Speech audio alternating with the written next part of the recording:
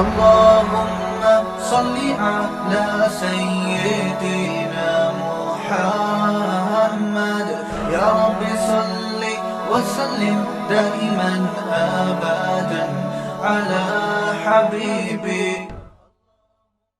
لو تدہنوا فیدہنون. فرمایا اصل میں ان کی خواہش یہ ہے، اصل مسئلہ دیوانگی اور جنونیت کا نہیں ہے، ان کو پتہ ہے کہ آپ مجنون اور دیوانے نہیں ہیں. اصل مسئلہ یہ ہے کہ لو تدہنوا، یہ چاہتے ہیں کہ آپ تھوڑا سا اپنی دعوت اور تبلیغ میں جو تھوڑا سا ریورس ہوں، اپنے موقف میں تھوڑی سی نرمی پیدا کریں، کچھ کمپرومائز کر لیں ان کے ساتھ. آپ نے بھی ایک دم جو دعوت دی ہے کہ سارے بت غلط، صرف ایک الہ، تو تھوڑا سا پروٹوکول ہمارے بتوں کو بھی دے دیں بھائی. بالکل غلط قرار دینے کے بجائے بھائی تھوڑا سا سب کو برا بھلا کہنے کے بجائے کسی کو مستثنا کر دیں. تو فیدہنون فرمایا اگر آپ تھوڑا سا پیچھے ہٹے فیدہنون تو یہ بھی اپنے موقف میں لچک اور نرمی پیدا کر لیں گے. اسی کو سورہ یونس میں یوں بیان کیا کہ یہ کہتے ہیں وَإِذَا تُتْلَى عَلَيْهِمْ آيَاتُنَا، جب ان پر ہماری آیات تلاوت کی جاتی ہیں، قَالَ الَّذِينَ لَا يَرْجُونَ لِقَاءَنَا، جن کے دلوں میں آخرت کا خوف نہیں ہے، وہ کہتے ہیں ایتی بقرآن غیر ھذا او بدلہ، کہ آپ اس قرآن کو یا تو مکمل چینج، آپ کو اگر سردار بننے کا شوق ہے نا تو اس قرآن کے علاوہ کوئی اور کتاب آپ لے آئیں تو ہم مان لیں گے کہ آپ نبی ہیں اور آپ کو سردار مان لیں گے، لیکن یہ والا قرآن نہیں چلے گا. یہ تو بالکل کلیئر کٹ بات کر رہا ہے، یہ تو کہہ رہا ہے زانی زنا حرام ہے، شراب حرام ہے، اور ایک خدا کی توحید کا قائل ہے. یہ باپ دادا ہمارے اتنے عرصے سے کیا گھاس کھا رہے تھے ہیں بھائی؟ تو یہ تو کلچر کو آپ بالکل ہی کیا کر رہے ہیں، چینج کر رہے ہیں. ایتی بقرآن غیر ھذا، تو کوئی اور کتاب لے آئیں، او بدلہ، یا اس میں کچھ چینجنگ کر دیں. اس میں کیا کر دیں؟ چینجنگ. کچھ آپ کا ہوگا، کچھ ہماری طرف سے ایڈیشن ہو جائے گی اس میں. تو جو نیا ایڈیشن قرآن مجید کا آئے گا وہ سب کے لیے ایکسیپٹیبل ہوگا، قابل قبول ہوگا. جیسے آج کل دنیا میں تحریکیں چل رہی ہیں نا کہ تمام ادیان کو ملا کے بولو بھائی ایک کھچڑی پکا کے رکھ دی جائے، اس میں ہندوازم کے لیے بھی جگہ ہو، اس میں سکھوں کے لیے بھی ہو، اس میں عیسائیوں کے لیے بھی ہو، اس میں یہودیوں کے لیے بھی ہو، کچھ اسلام کا بھی تڑکا اس میں لگا دیا جائے. صحیح ہے نا؟ ہندو مسجد جا رہے ہوں، مسلمان مندر جا رہے ہوں، کبھی کبھار ہندو مسجد آیا کریں تو کبھی کبھار مسلمان بھی مندر چلے جایا کریں، تو کبھی عیسائی جمعہ پڑھ لیا کریں تو کبھی آپ بھی چرچ چلے جایا کریں. اس سے کیا پیدا ہوگا؟ معاشرے میں محبتیں پیدا ہوں گی، برداشت پیدا ہوگی، اور معاشرے میں امن پھیلے گا وغیرہ وغیرہ، اور شدت پسندی کا اس سے کیا ہوگا؟ خاتمہ ہوگا. تو یہی وہ یہ کہہ رہے تھے کہ شروع میں تو کہہ رہے تھے آپ بالکل غلط ہیں، پھر کہہ رہے تھے چلو کچھ آپ کی کچھ ہماری کچھ درمیانی راستہ، مذاکرات کی میز پہ آ جائیں. تو قرآن میں اللہ نے جواب دیا قل ما یکون لی، آپ نے فرمایا گویا بزبان حال آپ نے فرمایا کہ تم ابھی تک سمجھ ہی نہیں رہے کہ میرا دعویٰ کیا ہے. مذاکرات کی میز پہ وہ شخص تو بیٹھ سکتا ہے قانون کی تبدیلی کے لیے جو خود ایک قانون لے کر آیا ہو. آپ صلی اللہ علیہ وسلم اگر انسانیت کی خیر خواہی کے لیے خود ایک لا مرتب کرتے کہ بھائی یہ معاشرے میں غلط ہو رہا ہے، یہ صحیح ہو رہا ہے، تو اس کو ہم چینج کرنا چاہتے ہیں، کچھ چینجنگ آ جائے گی، تو اس میں جب مخالفت ہو رہی ہے تو بھائی کچھ تھوڑا سا لچک پیدا کر لو، something is better than nothing. تو یہ ایسے موقع پہ تو چلتا ہے، صحیح ہے نا؟ تو نبی نے کیا جواب میں یہ فرمایا کہ بھائی یہ قانون میں تھوڑی پیش کر رہا ہوں، میری رائے کا اس میں ذرہ برابر بھی دخل نہیں ہے. یہ ہے محمد صلی اللہ علیہ وسلم کی پوزیشن کہ میں اپنی طرف سے کچھ یہی میں تمہیں سمجھا رہا ہوں 13 سال سے، 10 سال سے یہی سمجھا رہا ہوں کہ بھائی میں جو کچھ کہہ رہا ہوں یہ میں نہیں کہہ رہا، یہ اللہ کہہ رہا ہے، میری زبان استعمال ہو رہی ہے، مجھ پہ فرشتہ وہی لے کر آتا ہے، اس کا پیغام ڈیلیور کر رہا ہوں میں. تو اگر مذاکرات کرنے تو اللہ سے کرو نا، مجھ سے کیوں کر رہے ہو؟ نہیں آ رہی بات؟ میرا خیال ہے یہی تو فرق ہے اسلام میں اور دنیا کے دیگر قوانین میں، کہ دیگر قوانین کی نسبت کس کی طرف ہے؟ انسانوں کی طرف. اسلام کی نسبت اللہ کی طرف. اب اس میں چینجنگ کا آپشن ہی ختم کر دیا. یا تو مسلمان یہ مانے کہ یہ اللہ کا قانون نہیں ہے، پھر وہ کہہ سکتا ہے زمانے کے حساب سے اس میں کانٹ چھانٹ ہم کریں گے. بھائی آج کل پردہ بڑا مشکل ہے تو تھوڑا پردے کی سیٹنگ آؤٹ کر دو. آج کل ڈپریشن بہت زیادہ, ایکچولی آج کل جو لبرل لوگ آ رہے ہیں نا, جو دین میں چینجنگ کرتے ہیں, وہ اسی قسم کے ٹوپی ڈرامے والی باتیں کر رہے ہوتے ہیں. ایکچولی اصل میں اب آپ خود دیکھیں ایک آدمی کہاں جائے بیچارہ, ایکچولی کر کے نا اب ڈپریشن میں ہے تو شراب کے 2 گھونٹ پی لیے تو کیا ہو گیا اس سے, تو ایکچولی کر کے اب 4 شادیوں پر بھی اسی طرح پابندی لگاتے ہیں. بھائی وہ زمانہ اور تھا, بڑی طاقتیں ہوا کرتی تھی مردوں میں اس وقت, اور اس وقت بڑا حوصلہ تھا. اس زمانے میں بھائی نہیں ہو سکتا. آج کل دیسی گھی کہاں کھا رہے ہیں, ڈالڈے کھا کھا کے تو جوان ہو رہے ہیں بچے ہیں.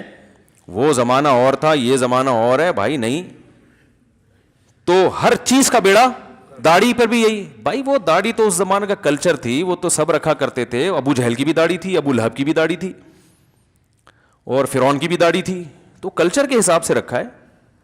تو آج تو ایک ماڈرن دور ہے, داڑھی رکھ کے تو آپ عجیب سے لگتے ہیں معاشرے میں. پڑھا لکھا آدمی تو وہی ہوتا ہے جو بالکل کلین شیو, خدا نہ خواستہ کسی بغیر داڑھی والے کا مذاق اڑانا مقصد نہیں, لیکن جو داڑھی کا انکار کرتے ہیں ان کے دلائل یہی ہوتے ہیں. بھائی وہ کلچر تھا تو نبی نے حکم دے دیا کہ بڑھا لو, تو ہر حکم کو کا بیڑا غرق ہو رہا ہے کہ نہیں ہو رہا. داڑھی کا حکم تو تورات میں آج تک موجود ہے کہ اللہ نے موسیٰ علیہ السلام کو کوہ طور پہ بلا کے کہا کہ اپنی قوم کو کہہ دو کہ داڑھی مت کاٹنا. تبھی آج یہودی بھی داڑھی رکھتے ہیں. میں نے خود یہودی دیکھے ہیں داڑھیوں والے. کلپ آ جائے گا, اسرائیل سے تعلقات ہیں ان کے. ہمیں تو یہاں کوئی یہودی نظر نہیں آتا, ان کو یہاں نہیں دیکھے, بیرون ملک دیکھے ہیں. تو ہم نے خود داڑھی والے یہودی دیکھے ہیں, اور رکھتے ہیں اتنی بڑی بڑی داڑیاں. ہماری تو پھر بھی چھوٹی ہوتی ہیں, بڑھتی نہیں ہیں. ان کی تو وہ یہاں تو اتنی اسپیڈ سے داڑیاں بڑھ رہی ہوتی ہیں ان کی. تو ہم تو پھر بھی گنجائش دیتے ہیں نا, ایک مٹھی سے زیادہ کاٹنا جائز ہے. یہودی کہتے ہیں ایک مٹھی سے زیادہ کاٹنا بھی جائز نہیں ہے, بڑھاؤ بس. وہ کہتے ہیں اس کی بھی اجازت نہیں ہے, بڑھاؤ فل. تو نبی صلی اللہ علیہ وسلم نے حکم دیا, بھائی آپ سے نہیں رکھی جا رہی تو اسلام کو تو چینج نہ کرو نا میرے بھائی. اب بولو یار میں اللہ سے دعا مانگتا ہوں. دیکھو کتنے لوگ ہیں نماز پڑھتے ہیں, نہیں پڑھتے نا بہت سے, لیکن مانتے ہیں اسلام میں نماز ہے. کتنے لوگ ہیں ابا اماں کی فرما برداری کرتے ہیں, لیکن مانتے ہیں بھائی ابا کو راضی رکھنا چاہیے, اماں کو خوش رکھنا چاہیے. تو نہ ماننا خطرناک ہے, عمل نہ کرنا یہ عملی کوتاہی ہے, اس کی اصلاح ہو سکتی ہے.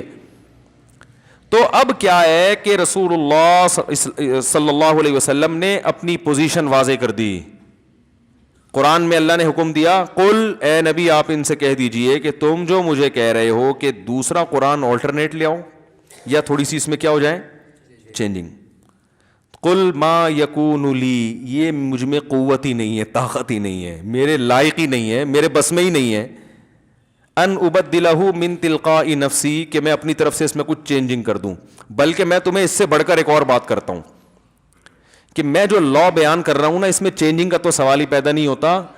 بات یہ ہے ان اتبع الا ما یوحى الی, کہ میں خود اس لا پہ عمل کرنے کا مکلف ہوں جس لا کا میں تمہیں کہہ رہا ہوں. وہ صرف تمہارے لیے نہیں, میرے لیے بھی ہے. مجھے بھی ڈر ہے, انی اخاف ان عصیت ربی عذاب یوم عظیم, میں تو تم سے زیادہ ڈرتا ہوں کہ اگر اس لا کی مجھ سے کہیں مخالفت ہو گئی تو بہت بڑا عذاب میرے لیے تیار ہے. پھر مجھے تو اپنے بارے میں ڈر ہے.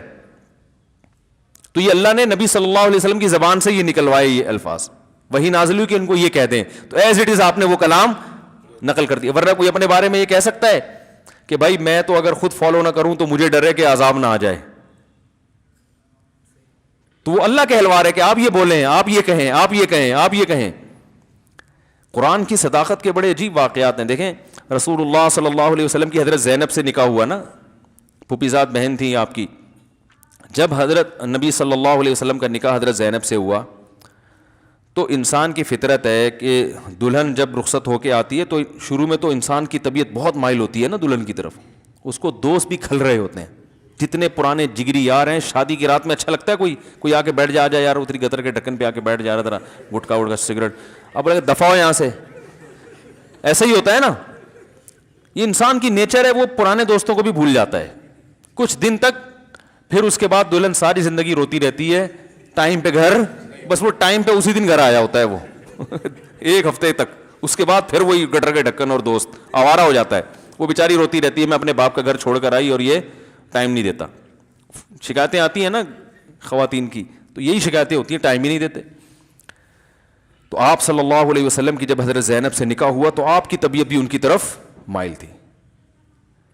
تو اب کیا ہوا ہے کہ ولیمہ کیا آپ صلی اللہ علیہ وسلم نے, صحابہ آئے, ایک تو کھانا پکنے میں ابھی ٹائم تھا, پہلے ہی آ کے صحابہ کو تو نبی سے ملاقات کا موقع چاہیے تھا نا, کہ یار چلو نبی نے دعوت کی ہے, پہلے پہنچ جاؤ, 1 گھنٹہ پہلے ہی چلے جاؤ. نبی کے گھر میں بیٹھنا نصیب ہو رہا ہے, نبی کے دسترخوان پہ, وہ تو محبت میں کر رہے ہیں, اور پھر کھانا کھانے کے بعد بھی بیٹھے ہوئے ہیں.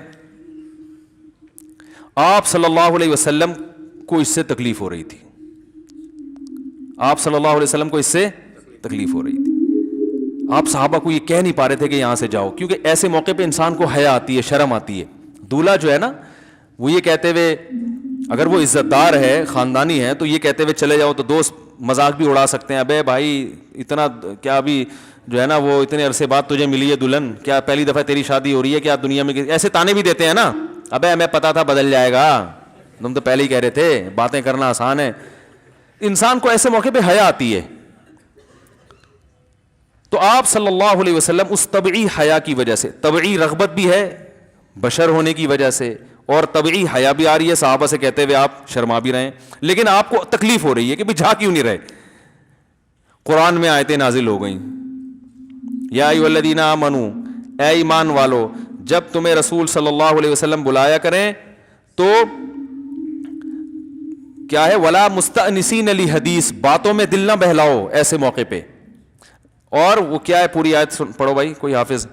الی طعام غیر ناظرین الہ, جب کھانے کی طرف تمہیں بلایا جائے تو اس طرح سے جاؤ کہ اس کے پکنے کا انتظار نہ کرو, جب پک جائے پھر پہنچو وہاں جا کے. ابھی پکا ہے نہیں پہلے سے, کتنا کلیئر قرآن نے بیان کر دیا. اور آگے اللہ نے فرمایا کہ رسول اللہ صلی اللہ علیہ وسلم یستحیی منکم, تم سے حیا کرتے ہیں. نبی کے دل میں یہ بات ہے مگر بیان نہیں کر پا رہے, لیکن اللہ اس معاملے میں حیا نہیں کرتا, وہ حق بات کو بیان کر دیتا ہے. تو اب آپ بتاؤ کہ کہاں تو نبی اپنی زبان سے یہ بات کہتے ہوئے حیا کر رہے تھے, اور اللہ نے پوری آیتیں بنا کے نازل کر دی. تو آپ صلی اللہ علیہ وسلم کو یہ آیتیں سناتے ہوئے کتنی حیا آ رہی ہوگی, ہے بھائی. لیکن اب مجبور ہو گئے بھائی, جب اللہ نے نازل کر دیا تو اب کیا کرنا ہے, اب تو سنانی ہی سنانی ہے. تو رسول اللہ صلی اللہ علیہ وسلم کی زبان اقدس سے وہی کلام نکلتا تھا جس کا اللہ نے آپ کو مکلف بنایا, اور آپ نے فرمایا میں اس میں اپنی طرف سے تبدیلی نہیں کر سکتا. تو یاد رکھو یہ خدائی قوانین ہیں اللہ کے, جس کو اسلام کہا جاتا ہے. یہ اتنی بڑی نعمت اللہ نے ہمیں دے دی ہے, کیونکہ جب ہمارے سامنے کوئی لا آتا ہے نا تو اس میں دو رائے ہو سکتی ہیں, صحیح بھی اور غلط بھی. جب آپ کسی لا کے بارے میں کنفیوز ہو کے پتہ نہیں صحیح ہے کہ نہیں ہے تو اس لا پہ چلا جاتا ہے. ٹیکس کے قوانین آتے ہیں, گورنمنٹ کہتی ہے اتنا ٹیکس دو, بحثیں ہوتی ہیں بھائی دینا چاہیے کہ نہیں دینا چاہیے, کچھ دے رہے ہوتے ہیں کچھ پی رہے ہوتے ہیں, اور جو دے رہے ہوتے ہیں وہ بھی سوچ رہے ہوتے ہیں پتہ نہیں دینا چاہیے بھی کہ نہیں چاہیے, اتنا ٹیکس بنتا بھی ہے کہ نہیں بنتا, بنتا ہے تو صحیح جگہ استعمال بھی ہوتا ہے کہ نہیں ہوتا. پھر گورنمنٹ غربت 10 بحثیں آتی ہیں نا, ٹیکس تو دینا چاہیے, لیکن میں ویسے ایک اوور آل لوگوں کی تھنکنگ بتا رہا ہوں. ٹیکس تو جب ایک کسی حکومت میں رہتے ہو دینا چاہیے, قانون ہے, لا کو فالو کرنا چاہیے, لیکن پھر بھی دو رائے بنتی ہے نا. لوگ کہتے ہیں ابے ہمیں حکومت نے علاج تو کیا دیا نہیں, بجلی دیتی نہیں ہے, گیس دیتی نہیں ہے, ٹیکس پہ ٹیکس لگائے چلے جا رہی ہے, یہ کر. تو دو رائے ہوتی ہیں, لہٰذا وہ دل جمی سے عمل نہیں ہوتا, اور جب دل جمی سے عمل نہیں ہوتا تو ثواب کا تصور تو ویسے ہی ختم ہو جاتا ہے. وہ اسی پر مطمئن نہیں ہے کہ پتہ نہیں میں ٹیکس دے کے اپنے بیڑا غرق کر رہا ہوں یا اپنا فائدہ کر رہا ہوں. تو اللہ تعالیٰ نے ہمیں قانون دے دیا. آج میں طلبہ کو نا درس تفسیر پڑھاتا ہوں نا, تو وہ چور کے بارے میں آیتیں آئیں, والسارق والسارقۃ فاقطعوا ایدیہما, چوری کرنے والا مرد ہو یا عورت, اللہ فرماتے ہیں ان کا ہاتھ کاٹ ڈالو. جزاء بما کسبا, جو جرم انہوں نے کیا اس کی سزا ہے. نکالا من اللہ, اللہ کی طرف سے یہ پکڑ ہے. واللہ عزیز حکیم, اللہ زبردست غالب اور حکمت والا ہے. کیوں یہ کیوں فرمایا غالب اور حکمت والا ہے؟ یہ اس لیے کہ بھائی 5-6 ہزار روپے کی کسی بندے نے چوری کی, اللہ کہہ رہے ہیں ہاتھ کاٹ دو. انسانی عقل کہتی ہے نا کہ یار ہاتھ کروڑوں روپے کا اور چوری 5,000, 5,000 کے بدلے میں بندے کا ہاتھ ہی کاٹ دیا آپ نے, تو بظاہر تو یہ ظلم لگتا ہے نا, سمجھ میں نہیں آتا. تو اللہ نے ان اشکالات کے جواب دیے.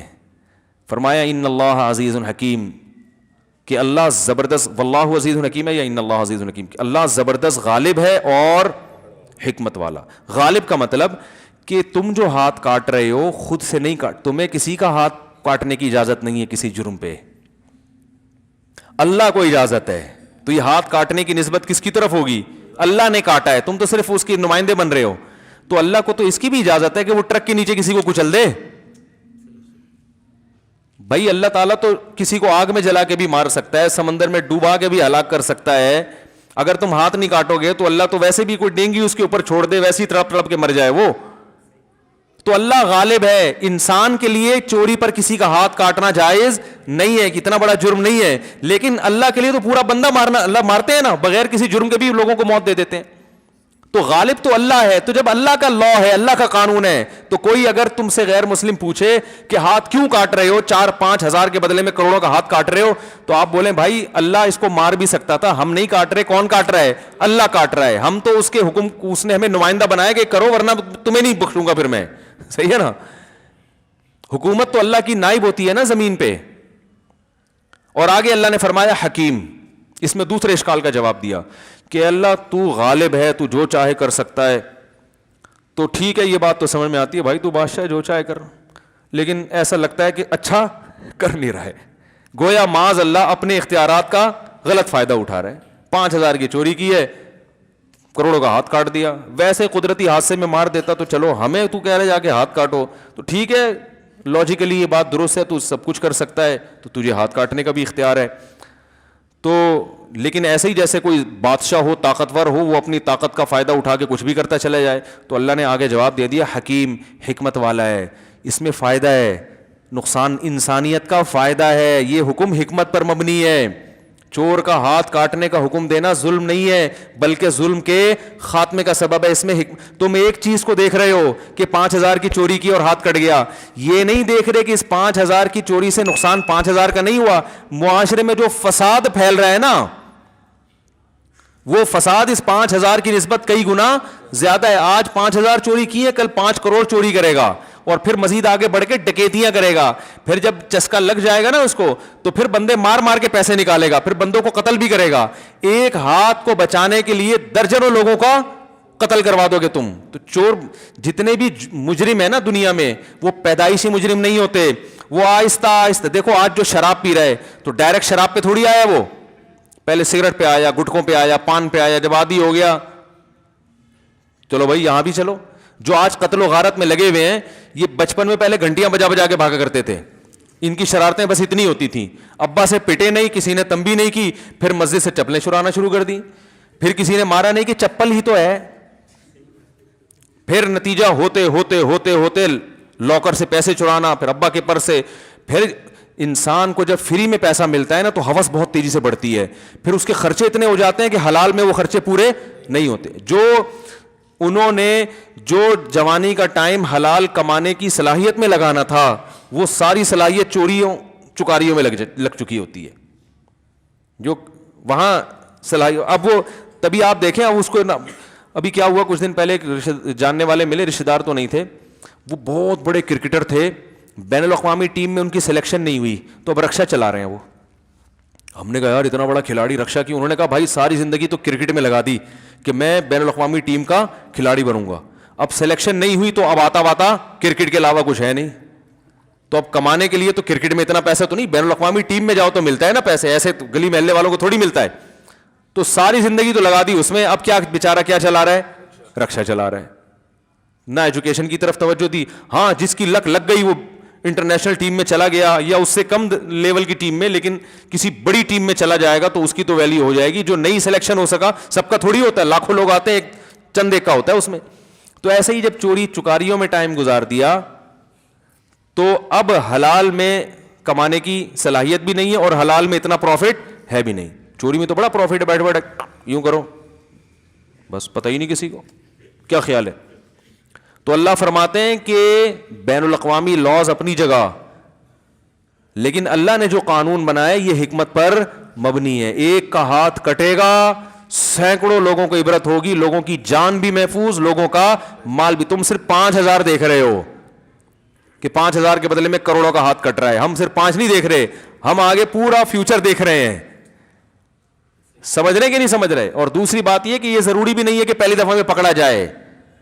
یہ تو جب عادت ہو جاتی ہے نا, اکثر حضرت عمر کے دور میں ایک چور پکڑا گیا, اس نے کہا اللہ کی قسم پہلی دفعہ چوری کی معاف کر دیں. انہوں نے فرمایا کہ پہلی دفعہ میں پکڑا نہیں جاتا آدمی, صحیح ہے نا, پہلی دفعہ میں تو بہت احتیاط کرتا ہے, جب یوز ٹو ہو جاتا ہے کر کر کے پھر احتیاط چھوڑ دیتا. کئی دفعہ دیکھا نا نہیں پکڑا گیا, تو پھر کر لیتا ہے. کل کسی نے بتایا کہ ڈکیتی کے لیے کچھ لڑکے آئے 17-18 سال کے, جن کے ساتھ ڈکیتی, انہوں نے مجھے خود کل واقعہ سنایا. کہہ رہے ہیں ان لڑکوں کو میں نے دیکھا, پستول ان کے ہاتھ میں تھی, ہاتھ کانپ رہے تھے ان کے, ایسے لگ رہا تھا کہ ابھی یہ ڈکیتی سیکھ رہے ہیں.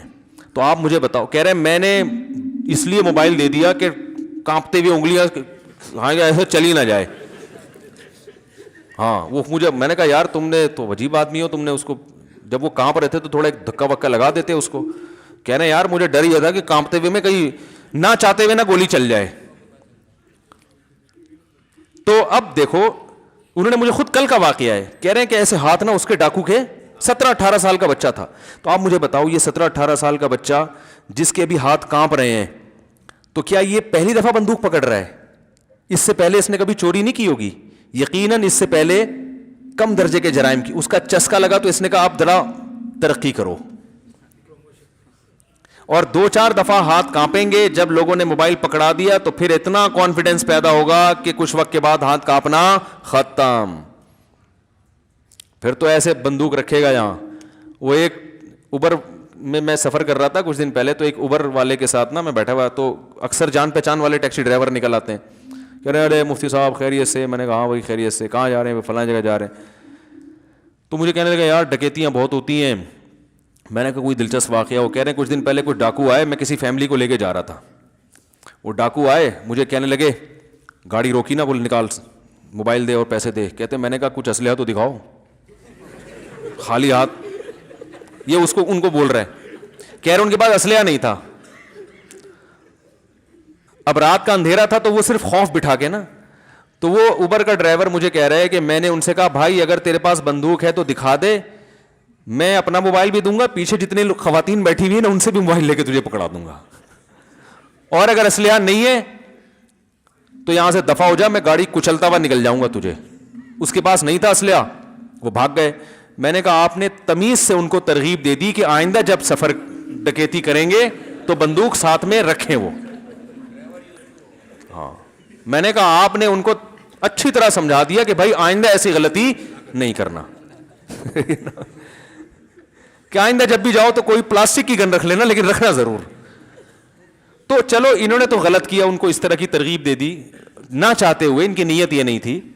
لیکن ہوتا تو یہی ہے نا کہ پہلے بغیر اسلحے کے ٹرائی کرتے ہیں, پھر کہتے ہیں یار جو مزہ اسلحہ پہلی دفعہ پکڑنا ہر آدمی کے بس کی بات نہیں ہے.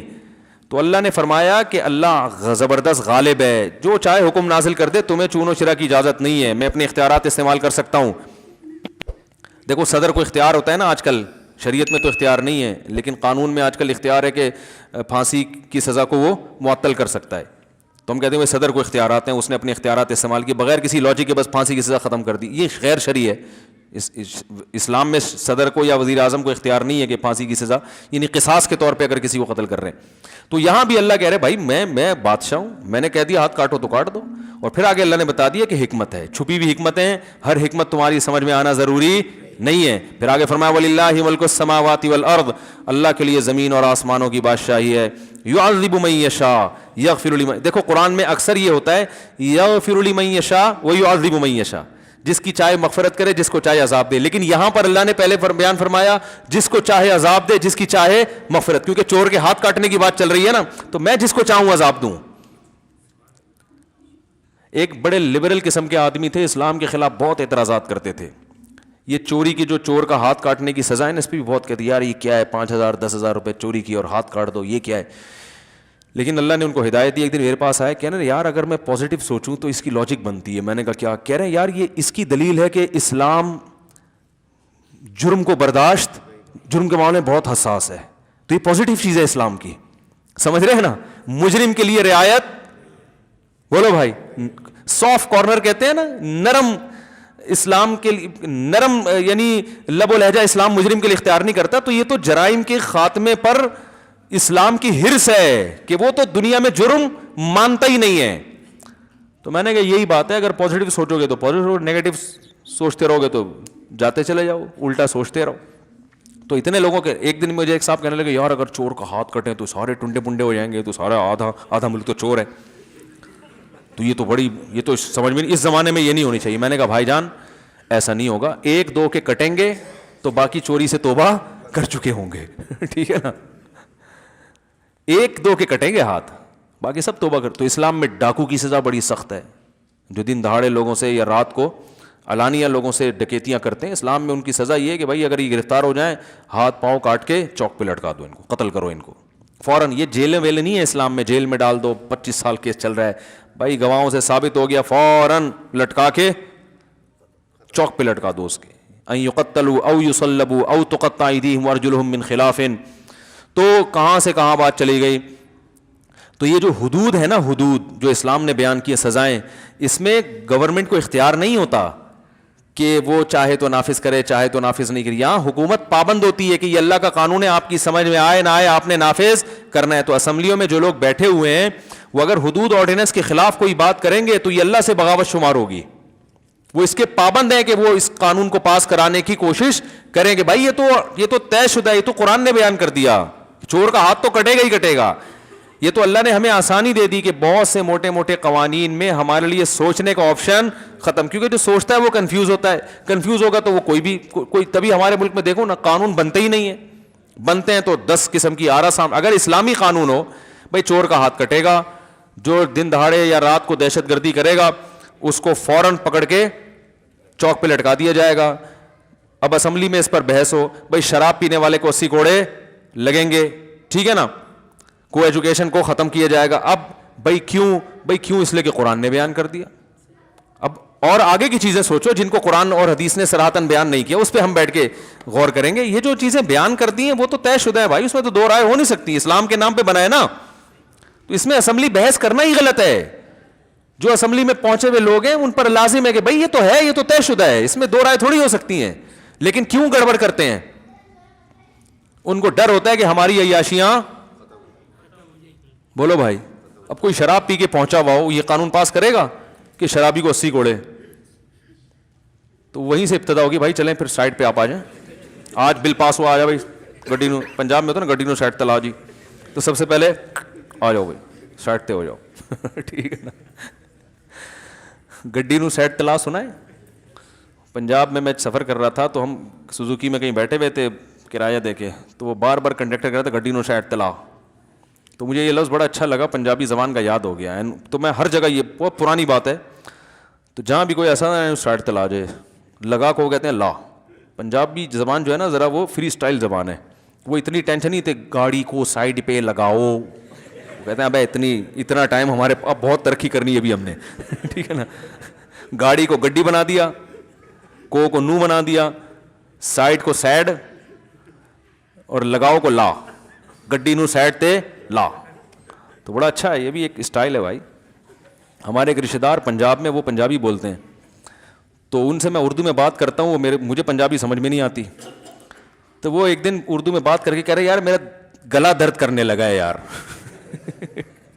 کہہ رہے یہ اردو کا مذاق اڑا رہے, کہہ رہے یار گلا درد کر رہا ہے میرا, کیسے تمیز سے ایک ایک لفظ کو تجوید کے ساتھ کہہ رہے ہیں, بھائی ایسے ہی چلاؤ. پھر وہ اسٹائل میں شروع ہو گئے.